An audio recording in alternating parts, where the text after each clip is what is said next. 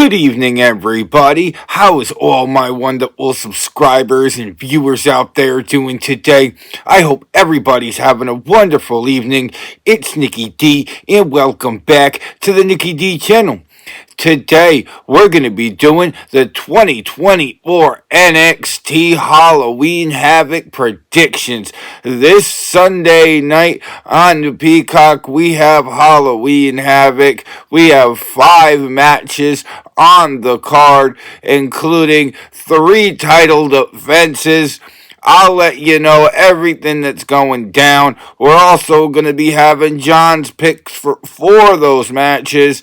And other than that, don't forget to like the video, share the video on social media, and smash that subscribe button so you can be notified of when I drop my next video. And down in the comment section below, leave your predictions for NXT Halloween Havoc this Sunday. Without further ado, let's get to... And our first match on the card, we have the NXT Women's North American Championship, as Kalani Jordan will be defending against either Fallon Henley, JC Jane, or Jasmine Nix in a spin the wheel, make the deal match, and the wheel for this match has yet to be spun. Now, Kalani Jordan has done an excellent job, in my opinion, being as the first NXT Women's North American Champion, but I do think it's going to be an uphill battle on Sunday, because whoever is going to be the one that she defends the belt against, the other two I definitely expect to be at ringside. I expect this to be a 15-20 minute match, considering we only have 5 matches on the card. Y'all know how I feel about that.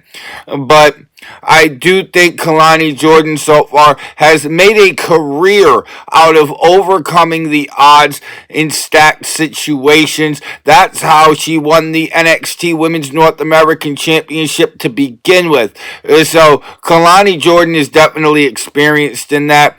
Not to mention, she's great at reversal. She's fast. She's good at flying around and moving around the ring. And I really think that's going to benefit her in this situation, honestly. And I really feel like Kalani Jordan is not quite done with being Women's NXT North American Champion quite yet. So, at the end of the day, John's pick, this is the one where he couldn't make a decision because there's just simply not enough information, which I can completely understand. But Nick's pick, Kalani Jordan, retains. And our second match on the card will be an ambulance match, as Chase University's own Andre Chase will go one-on-one with Ridge Holland. And this was expected for a while after Ridge Holland turned his back on Chase U and turned heel. I do think this is going to be a very back and forth affair. I think Ridge Holland is going to control a lot of this match, being the bigger and more powerful competitor. I think Andre Chase will get his shots in here and there. I mean, he's going to have the crowd on his side. He is representing Chase U. I do expect Chase U to be somewhere around the ringside for this match. But at the end of the day, this match is an ambulance match. You don't win this match via pinfall. You don't win this match via submission. The only way you win this match is by throwing your opponent in the back of an ambulance and closing the doors.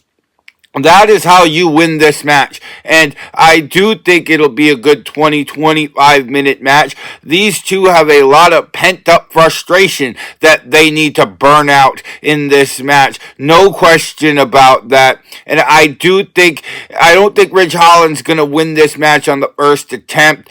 Andre Chase is just too fast, too agile for that.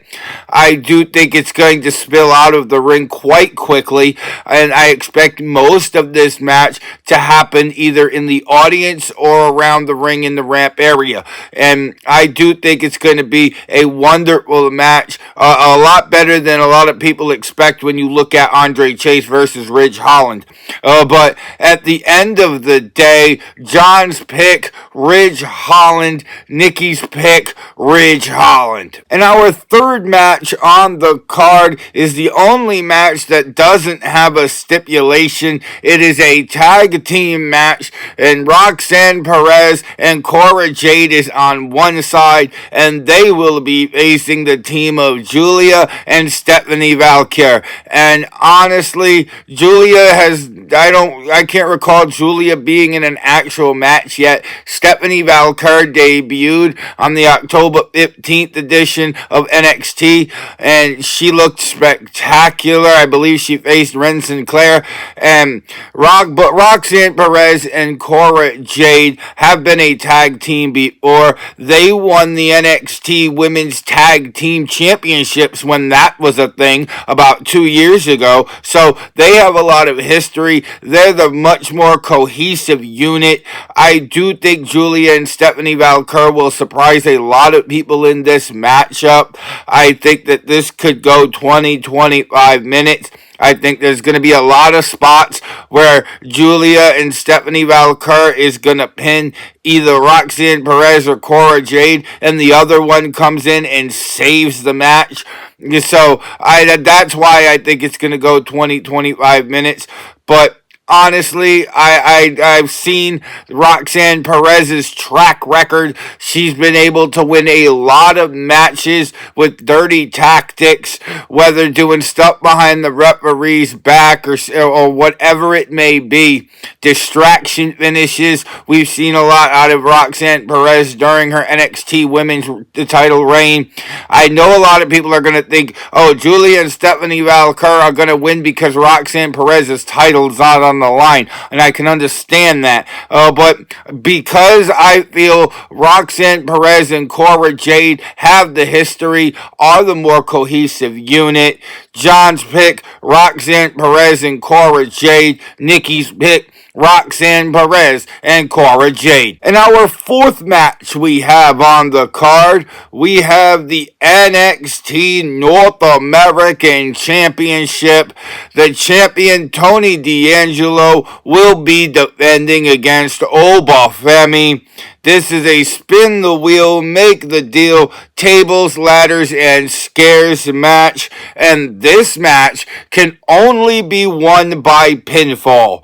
So I really feel like Tony D'Angelo and Obafemi are going to put on the best match we've ever seen between these two.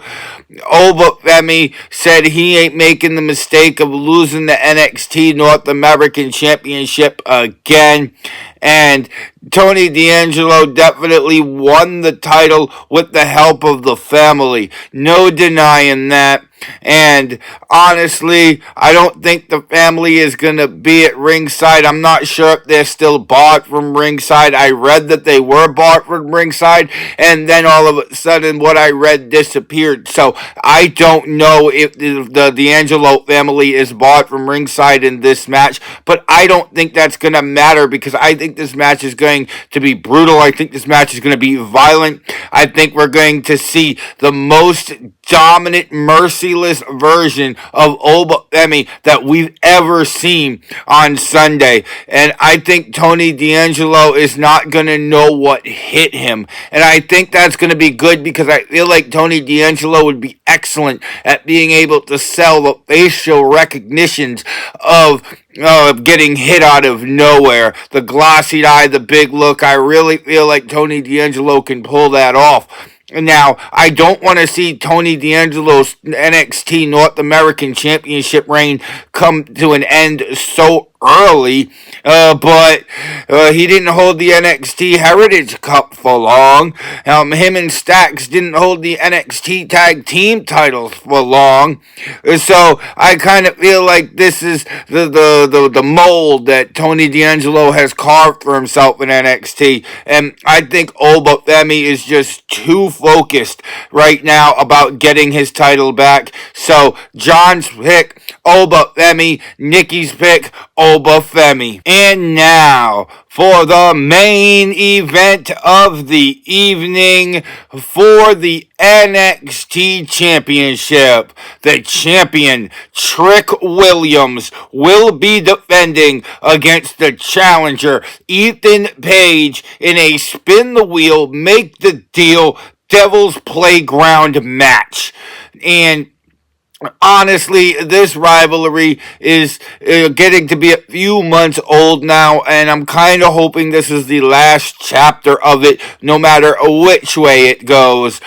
Trick Williams was the NXT champion. Ethan Page came in, called a shot, took the title, and then about 3 or 4 weeks ago, when in Chicago, Trick Williams won the NXT title back from Ethan Page. I kind of am looking at this rivalry wondering, where is Joe Hendry? But on the other hand, these two have torn each other apart for the better past 3 or 4 months. And I really feel like this is going to be the best match out of these two in their rivalry this year.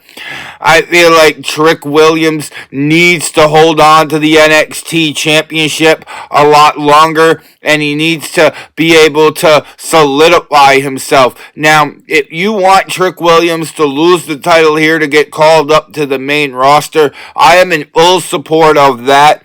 I believe Trick Williams has been ready since like last year to get called up to the main roster, if we're being honest. But at the end of the day, I think Trick Williams needs to watch out for the sneaky antics of Ethan Page, because Ethan Page will win this match by any means necessary if he has to.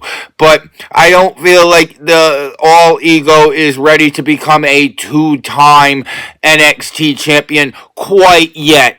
He is still only been here for about 4 or 5 months, and he's already a former NXT champion. So I'll give the man his props. But at the end of the day, I just feel like Trick Williams is too fast, too big, and he's just going to be able to handle his business and whoop that Trick. So John's pick, Trick Williams. Nikki's pick, Trick Williams. Whoop that Trick. And that was the 2024 NXT Halloween Havoc predictions. What's your predictions for Halloween Havoc this Sunday? Let me know down in the comment section below.